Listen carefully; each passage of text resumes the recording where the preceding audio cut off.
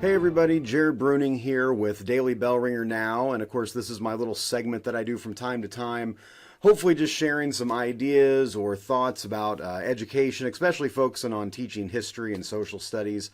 And so recently I attended a conference on basically educational technology, and of course the hot news right now, or the buzzword right now, is of course AI, artificial intelligence, and how is that going to impact us as educators? How can we use it as educators? How are students going to be using it? How are we going to leverage it in the classroom? I mean, there's just a lot of questions right now about the whole issue of AI. And so anyway, when I was at this conference, one of the keynote speakers was just really, I thought, had a great message to share, and just really had some cool stuff to share about AI and just some thoughts about it and everything. And so actually this evening, my guest is Carl Hooker, who is well, I guess there's a lot of different things I could say about Carl. He's a speaker. He's an author. I mean, he's written, I see he's written 8 books. Part of it, the 6-part series, Mobile Learning Mindset.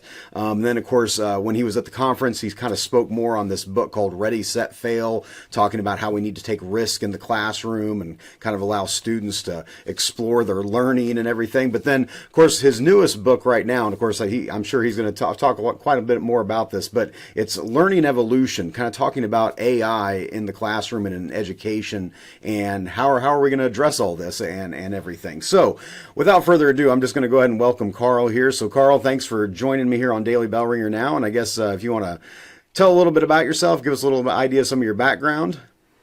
Sure. Thanks, Jared. Thanks for having me on the podcast. I appreciate it. And thank you, all you out there that do all this work, especially the field of history, which is always going through so much fun changes when you talk about technology. So I'm a former classroom teacher. I've taught many different subjects, including history, actually, at some point in my life. All pretty much every grade level area. I've done elementary, middle school, and high school, little bits of each. Spent a lot of time on the dark side of evil administration, working in IT departments, figuring out how servers work, figuring out how to say no to teachers, which is really fun. No, it's not. But I did a lot of that. A lot of like, nope, we can't do that. Sorry, hang up the phone. And then in 2019, I retired, quote, air quotes, from education to become a full-time consultant public speaker. Been writing books for a while before then, write a blog, doing a lot of different work, traveling, speaking. But my passion still comes from working with kids and working in classrooms. So when I say consult, I still go into classrooms. I work with school districts across the country, and I have an opportunity to really look and see like how much is this really affecting all these new changes. Before it was mobile devices. You mentioned the book series on that.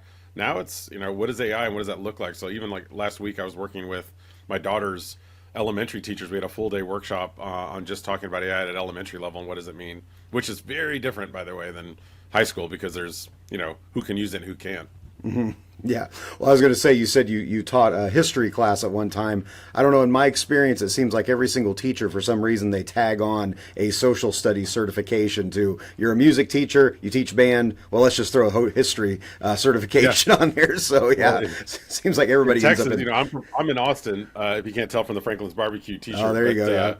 Yeah, in Texas, usually it's the history teachers. I hate to say it, but I mean, we're usually the coaches, right? So it's like, oh, you're the football coach. You're also going to teach history. Yep. But it's funny because I actually, in my career, and I'm sure you've had the same experience, Jared, but like people that made impact on me in my life as a student going up through education, there's a couple of history teachers that really stood out to me that really got me kind of interested in, and my nephew is actually extending this now. He's actually in the Air Force, and he and I were just having a conversation. He is knee deep into World War II. In fact, he's doing, for his graduation present, he's going to Normandy. Like, he wants to go and be there, like at the site of all this. And I'm like, you're 22, you don't want to go to like Vegas or whatever.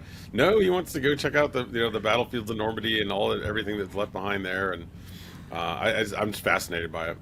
Yeah, so yeah, one of my fellow teachers and I, we used to always have a discussion that we should just have a course in high school that's just simply World War II, because you get so many kids that are just so fascinated with that part of history. And usually, like for me, my class, I basically cover the early English colonies through the Civil War. But the first question every student asks me when they get in the classroom, they're like, when are we doing World War II? When are we doing World War II? And I'm like, oh, well, you're not going to get to do that till high school. But yeah, so again, there's so many fascinating areas in history. Yeah, so yeah, I could go on for a long time about all the great things about teaching history. Well, Yeah, and colonization right now. I mean, there's some hot topics in the news right now, and I've talked to a lot of friends who talk about just kind of like what we're teaching in terms of history. And I'm sure you've covered this many times on your show about what if you I've seen these maps where they show like where the colonies have come from, like where the UK basically has had all these areas of Africa and South America, the islands and all, and what impact that has on the culture in those islands, and just I was recently in Hawaii and got to talk to a lot.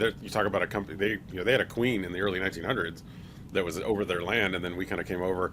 And so again, it's funny because we always have our singular perspective as a U.S. citizen, like, oh yeah, we're the good guys here, but not always. Sometimes in history it's a little bit mixed, and I think it's interesting to have those conversations, especially when students are old enough to have those kind of have that kind of thought around it. Yeah, it's interesting to look at things from different perspectives and not necessarily from the U.S. perspective. And yeah, I mean, yes, again, we could go on and on here about history, but really, what I wanted to focus on this evening, which I think you could really speak into quite a bit, is again just the artificial intelligence. I mean, artificial intelligence. I mean, just recently, I went to some full day trainings through my school district where we've been talking about like how teachers can use AI, and I mean, it is unbelievable some of the stuff that is out there that is just like, wow. I'm like, I had no idea I could do this and that it could take this and make something like this so simple for me. But again, we got to think about how are we going to be using this with students and everything. So I guess one of the questions here I had for you is,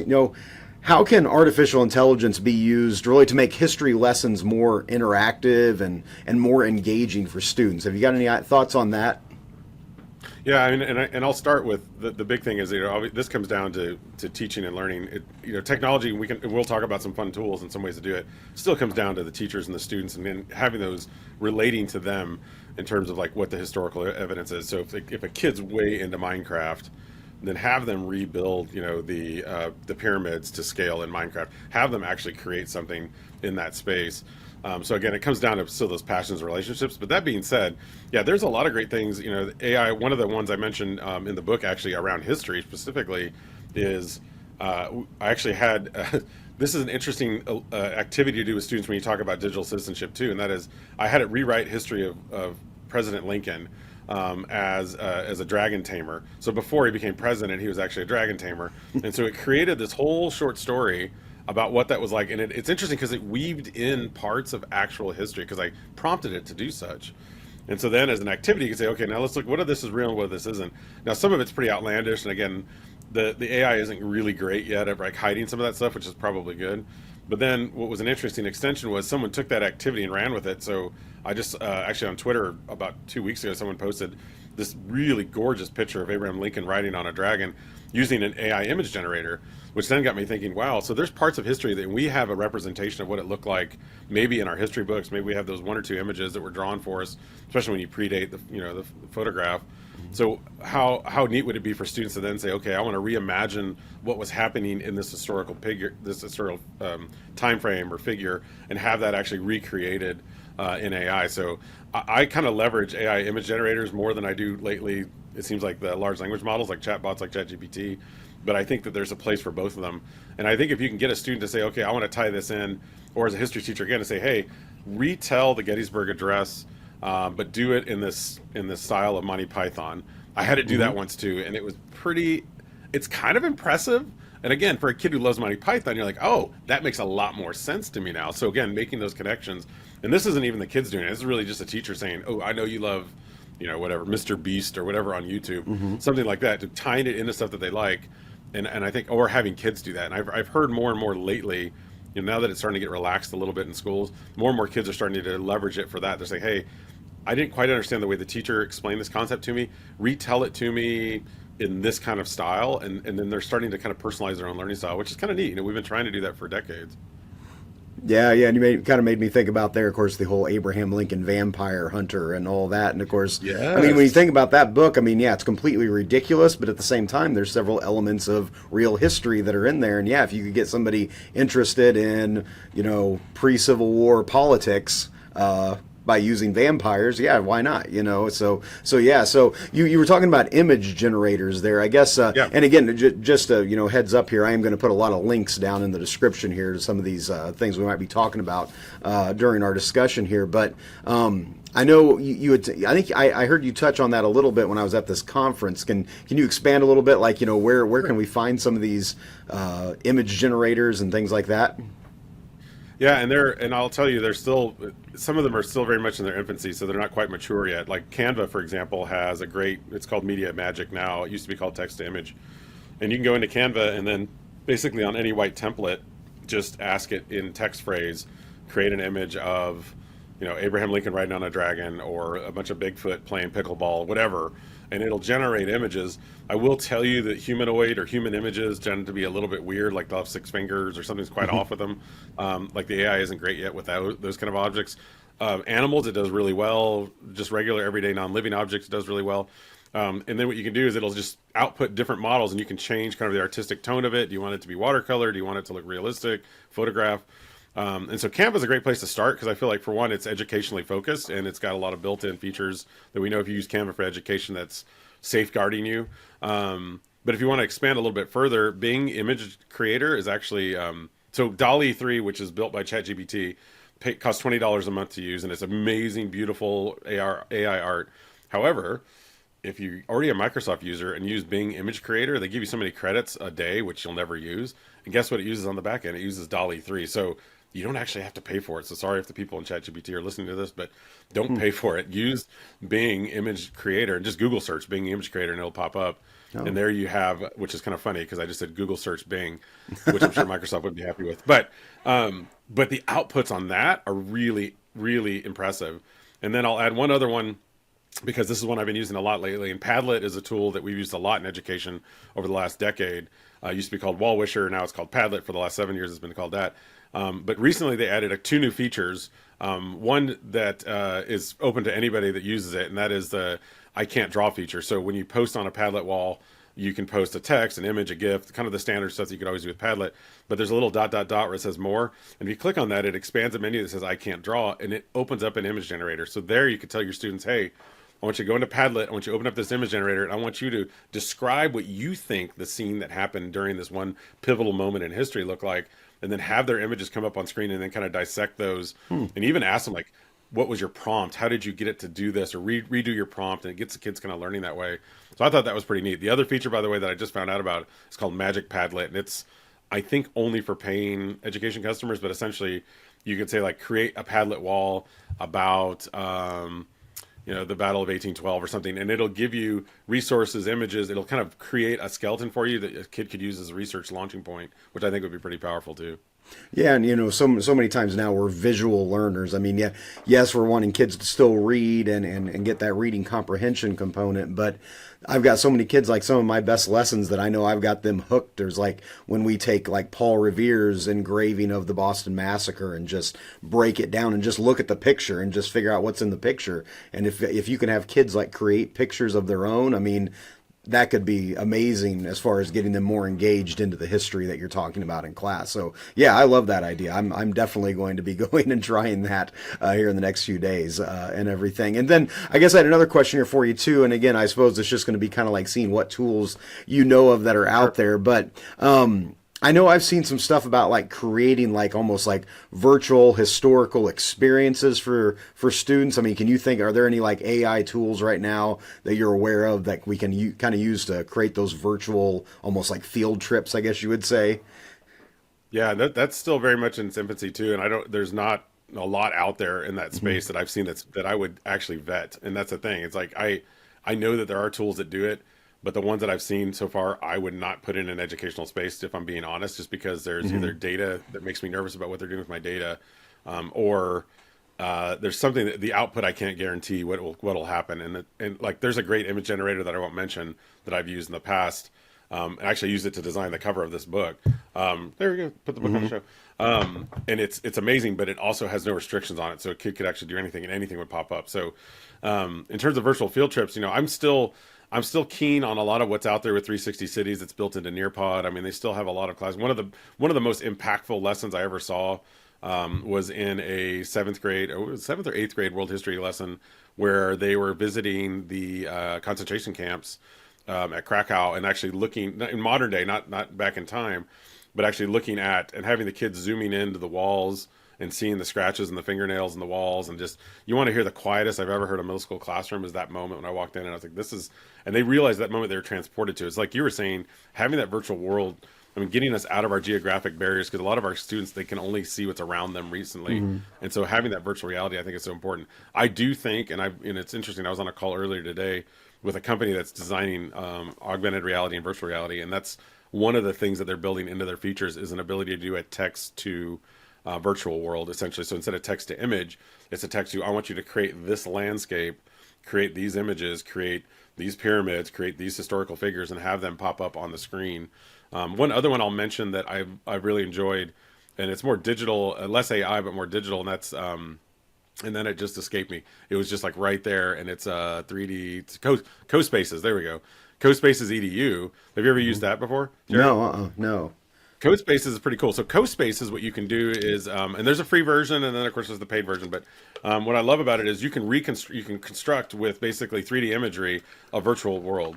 Again, AI plays a little role in it, but not a lot. Most of it is the kid who's going to do the programming. And I'll tell you right now, flat out, this is not for every student.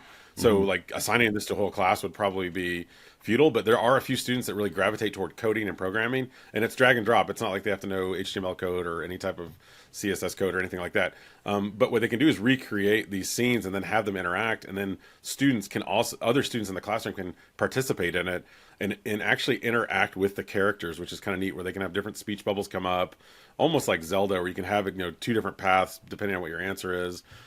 Build in quizzes. So that's CoSpaces EDU, and I think it's actually been bought out by Merge, which used to make those little cubes. Remember the Merge cubes? They're still around. Oh yeah, they're like yeah. little 3D virtual cubes. If you look at them a certain way, like things Yeah. pop out.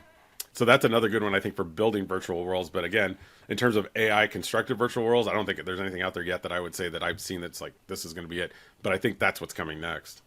Yeah, but I guess you just got my mind racing here, thinking about how I could use that in a classroom, and I'm just thinking, I could have the kids reconstruct, the U.S. Senate in 1850 and start debating the Compromise of 1850 and what are the pros and cons, and if I can have everybody interacting in that virtual space, that'd be really cool, Think because about how much you have to know about that. I mean, they would have to know so much, because I think what we do generally is we say, okay, here's a slideshow you have to do, or you have to write a paper.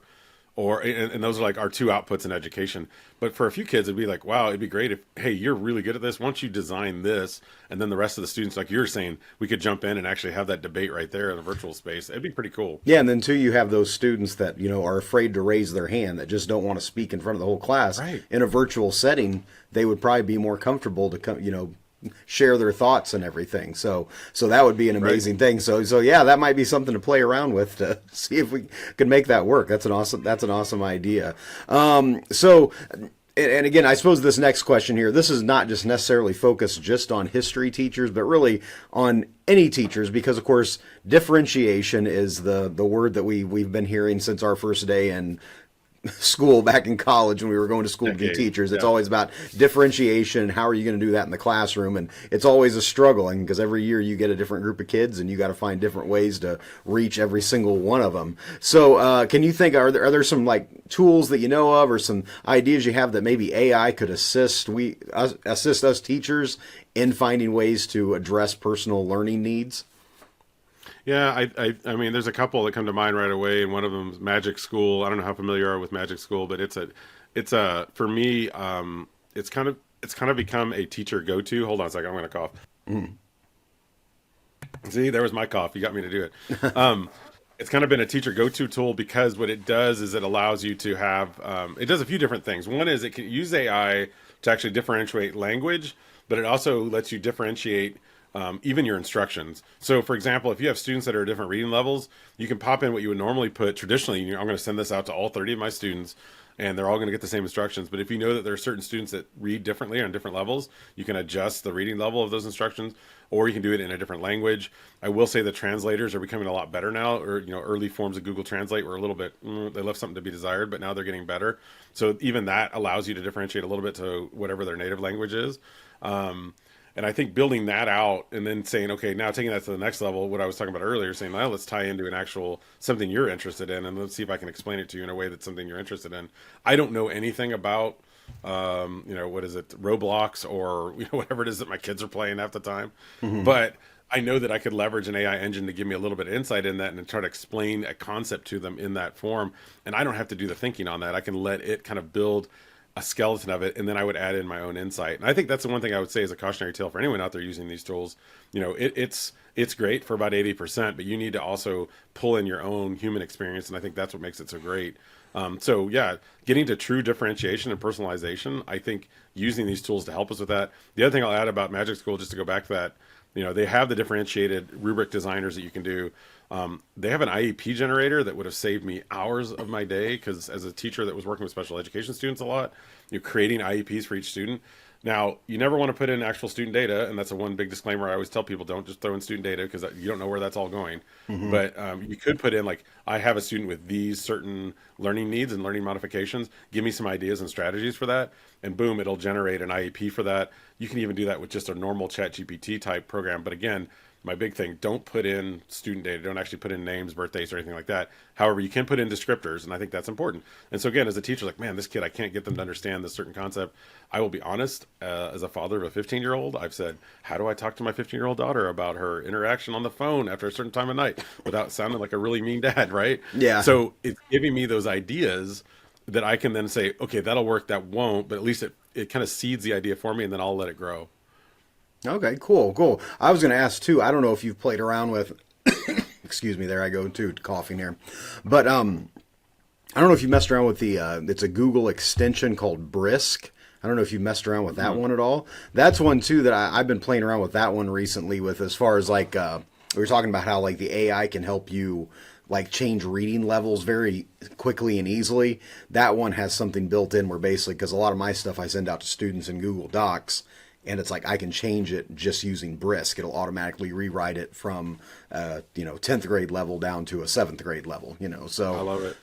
yeah, so that's another one that I've been playing around with quite a bit. But yeah, that Magic School AI, there is so much stuff built in there. And I guess too, I guess I'll throw in this too with that Magic School AI. You probably played around with this too, with YouTube videos. That if you got a YouTube Yeah. video, that it will automatically generate, as long as there's closed captioning, it'll generate questions for the YouTube video, which my videos that I create, I make all these questions for them, and that was kind of one big reason why I think a lot of teachers are using my stuff. But now it's like AI kind of is taking that from me. They That can they're help like, you with that. I mean, yeah, I used Twee for a little while. I know Magic School has it built in. Twee was the one I was using before that, and it was twee.com, and that was actually a history teacher who showed me that. And the hmm, example they showed is like they pulled a YouTube video of the oversimplified American Revolution as told, and then they took snippets of that, 5-minute segments of it, and said, "Hey, we're going to break this out and give you the questions, and then build it in." Another one I would say I would add to the list too. This goes to the kind of the direct response to AI as a cheating tool, which I know a lot of people pick up on, especially in language arts, but it also in social studies we hear about it a lot. Really, all subjects. One that I've just tuned in when you said extension, it made me think of it was called Learnix, and I don't know if you've heard of it. It's mm, Learn LernIcs. So Learnix, and what it does is it's really interesting. It puts a lot of the onus on the student to basically call out what they're researching and when they're researching, but it also gives them some guardrails and guide rails in terms of like when do they want to do the proper citation of the stuff that they're looking at, where are they getting their information from. But it's an extension where they can turn it on, and it's capturing when they hit the on button. It basically says, this is me doing the research. So one thing I always say in the book was like, teachers that are worried about cheating, I said, stop taking so much emphasis on the final product, put more emphasis on the process. And teachers usually say, "Oh, that's great, Carl. Well, how do I do that?" And I was like, "Well, you can make a rubric." They're like, "Well, but how beyond a rubric?" And I said, "Yeah, I don't even know the answer to that." So this company I just discovered last week that was telling me that I got a demo of it, and I was like, "This is impressive," because it did basically say that answers that question like, "Okay, I can authenticate where I'm getting my research from. Plus, the teacher can then see kind of a full scale view of what every student is doing in terms of research on a hmm, little dashboard that has a little." And I was like, "Oh, this is it would have saved me tons of time. Plus, I know the kid just didn't copy paste onto Google Docs something they got from ChatGPT. So, I thought it was pretty slick, and it's free, which I love because I always love free tools, Yeah. and not free like a puppy because those are the ones that are. I think that's coming next with AI. I think we're going to start discovering these tools are going to come up and they're going to say, hey, now you got to pay for it. No, But yeah. as I've talked to the owners, as far as I know, that one is they're going to make that component of it free forever. Well, I hate to say it, and I know this is probably inappropriate, but they probably learn from the drug dealers. They get us hooked on it, then they start charging us Oh, for it, you know? oh So, yeah. I mean, so it's we're. This is like I don't know if you remember Jared back in the when the AI, when the Apple Store came out and like the app boom and all there's an app for that, there's an app for this. We're mhm. in the same place 10 years later, and now it's an AI for this and AI for that, and we are basically I'm getting I hate to see what my bill is every month because I started to subscribe to all these different weird AI tools like 11 Labs that can recreate my own voice if I type in it. Oh, yeah. Just weird stuff that I'm just playing with, but every one of them's $5, $7. You know, it's just like Mhm. when you subscribe to TV services. Now I've got Prime and Netflix and everything else, right? It's just going to add Yeah. up at the end of the month. Maybe I should just go back to cable. Yeah, there you go. Get your box back on top of your TV with the Yeah, buttons and get do the that, thing right? and the antenna. Exactly. Some people won't know what we're talking about when I say Well, antenna, but yeah, Well, hey, I guess getting back to history as the main focus here, sure. another thing I was going to bring up with you here is, AI, yeah, it's amazing. There's all this cool stuff we can do with it, but at the same time, are there some ethical considerations to look at with this? I mean, is the information we're getting, is it accurate? Is it biased? I mean, again, we got to think about that too in terms of, what we're teaching the students in class. Are we giving them accurate information? So I guess you got any thoughts around that? Yeah, I think that's a big. I actually dedicate a whole chapter just to the bias because anything historically that's put in the internet will have influence on AI. So if you talk about an advertisement and built in the 1950s that was about gender bias, whereas there's an ad I put in the book that says this tool is so simple even a woman can use it. Like it says it on the line of the advertisement. Well, that's on the internet and it's feeding the engines that are generating all this information. One example I use also is when you type into Canva or any type of text to image generator and say like, give me a nurse taking care of a robot. What do you think the nurse is going to be? Most people say, well, female, yes, female. And then then I press a little further, like, what do you think the racial identity of that nurse would be? And a lot of them are like, well, probably white. Like, no, actually, it's mostly every time I did it, the algorithm would always spit out someone of Asian or Filipino descent as the nurse. Now the robots look different every time that they were taken care of, but for some reason it was always the same kind of looking nurse. And again, this isn't because AI is biased. It's just because it's going out across the web and saying this is what we think most people say a nurse looks like. Therefore, this is what we're going to generate as an image. So I think that's important to discern. The other thing I'll mention is, and this comes from a friend of mine who's a professor of public diplomacy at USC, and he talks about the history of propaganda. And you want to talk about just a great subject to get into. You talk about propaganda. I mean, anytime a new technology has been invented since the Gutenberg press, essentially, it's been used for some sort of propaganda. So they'll print, the printing press came out, then there's flyers that come from the sky, right, to tell us what we should and shouldn't do. When you think about social media and the 2016 election and what kind of influence that had on us as a society, right? Whether or not you believe or don't believe, whatever, but it was still, there's definitely something something that was taking place there. And then now with AI, a year of more growth and development heading into next year's presidential election, you can only imagine what's going to happen in terms of deep fakes and videos that are going to come out. So I think more than ever, the role of a history teacher is so key and important. I think to discern what is real and what is not. One other thing I'll share with you that he said is they were going to he was traveling to Geneva for a convention with all these other historical experts, and they were getting together to talk about the historical documents of so and so. And this guy, and he gets off the plane. And this guy goes, "Look, I just found this letter. It was actually written. It was a letter that they discovered from Hitler that was signed about how he was basically going to release all the Jewish prisoners from the concentration camps." And people were like, "This is going to change our historical view of Hitler." And they went through it, and people were passing it around. And the guy goes, "Wait a minute, I have to tell you something. It took me 30 minutes to make that on the plane. It's all been generated by AI. It's totally fake and false, but it Huh. looks real." And people were just like floored. All of a sudden, the people that are historians are going, "Wait a minute, how do we know what's real and what's not?" I go, "That's why it's so important to be a history teacher, and that's why it's important to teach real history, including history that we may not agree with all the time, but it's a history Yeah. that's talking about the whole history in general." So I think more than ever, I think your role as a history teacher, and those are your history teachers that are listening, I think is going to be so important and so key going forward in this age of when we know what's real and what's not, because it's just going to get even better. I can right now create AI to make me look like I'm talking to you and it sounds like my voice. it looks close to me. It's not exactly me, but it's close. And think about a year or two from now, Jared, that's going to be, I mean, it's going to be so much better, Yeah, which I is think good it's and also bad. that's interesting. You brought up the past elections, but yeah, just how much influence we are influenced by social media and everything that's online, and now that's just getting ramped up every single year. It's just growing and growing, and now, yeah, we have to contend with this. So yeah, I mean, we have to be aware of all that. So be thinking about that. But excuse me.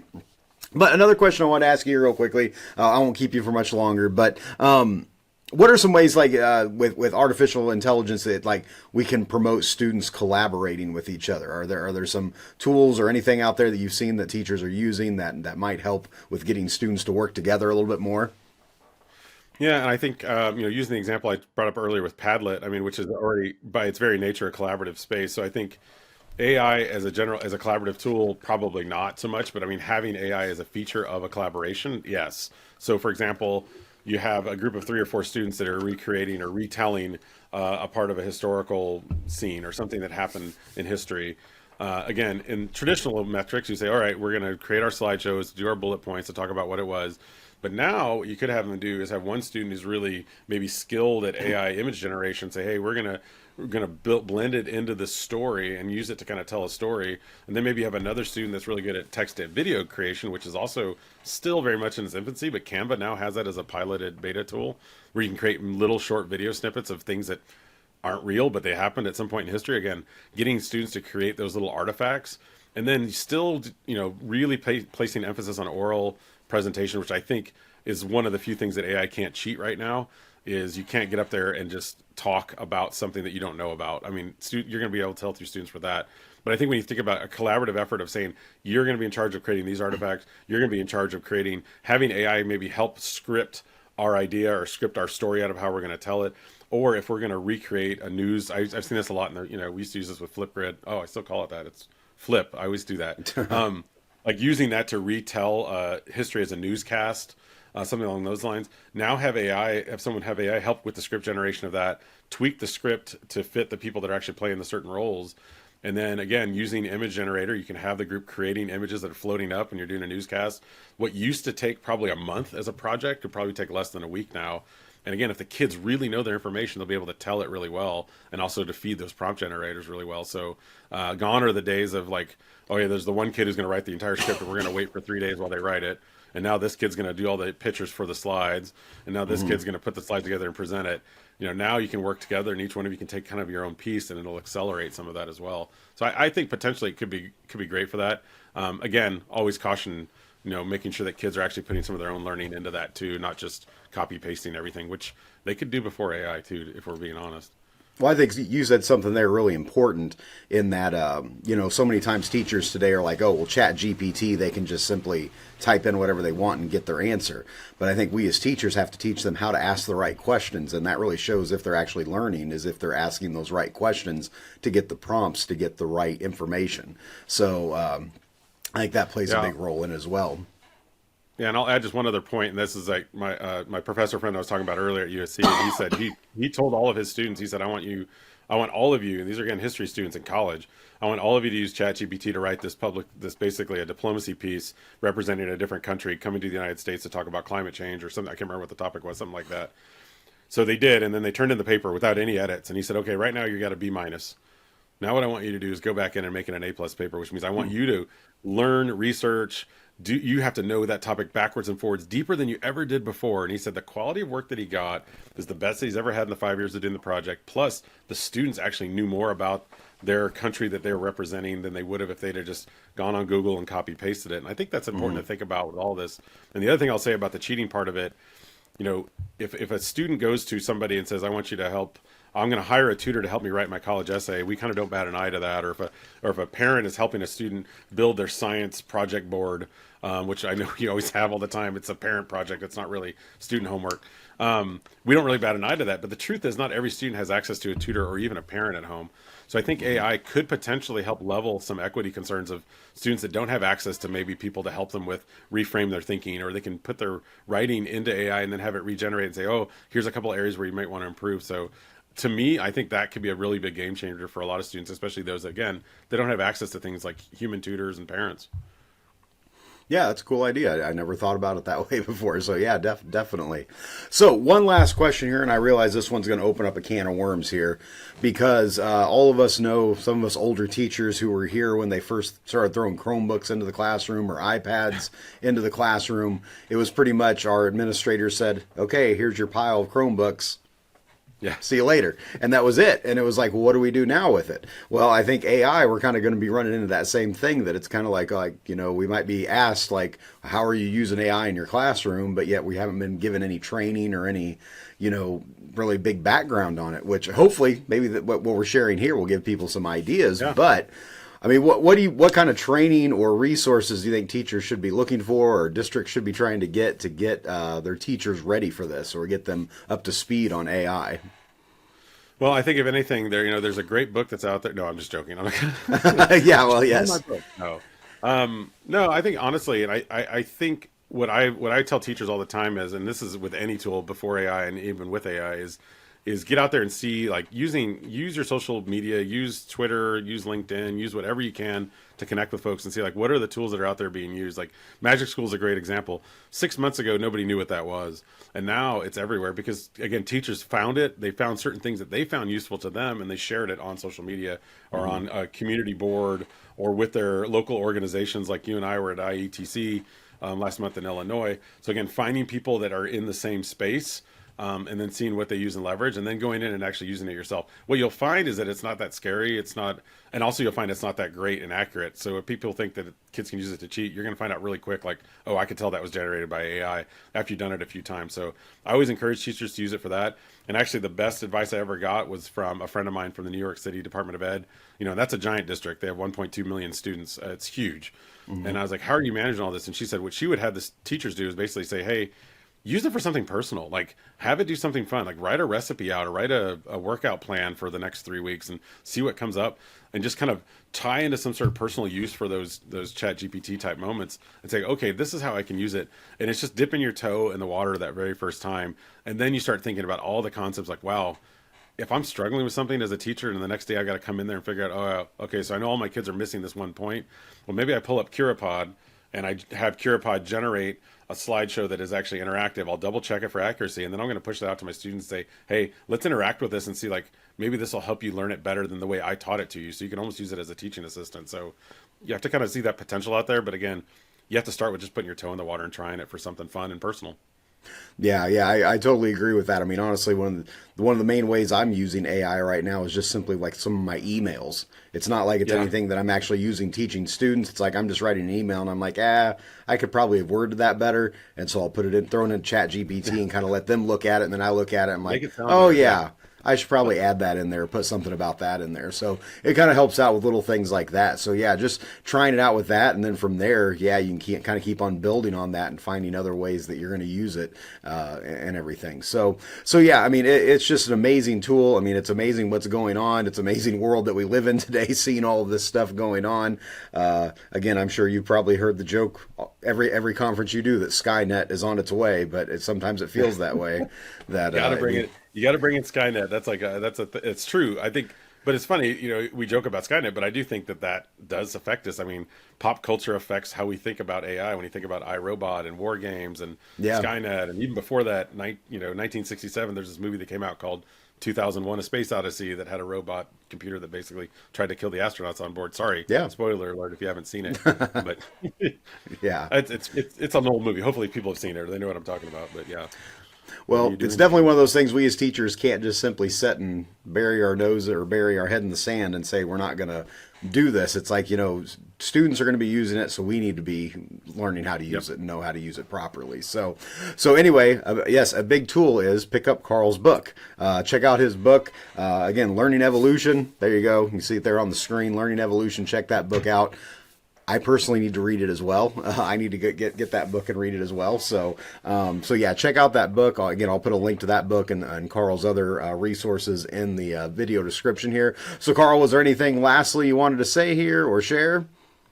Well, I just want to say again, thank you, Jared, for having me on. And again, thank you to all you out there doing the real work out there with history teaching. And again, like I said in the middle of the podcast, your profession is going to be so valuable going forward because of AI. And I think that's important to remember going forward to this. And like Jared said, kids are going to be using it, so we need to start using it too. So thank you again. Yeah, no problem. Well, again, hopefully you learned something. Hopefully you picked up something new. And again, like I said, look for those links down in the description. Again, thank you, Carl, for taking some time here to talk to me tonight. And again, if you have any questions or concerns, feel free to email me. I can probably get you in contact with Carl as well, and he can probably help you out as well on anything you might have going on. So again, thanks for watching, and I will talk to you later. All right, thanks.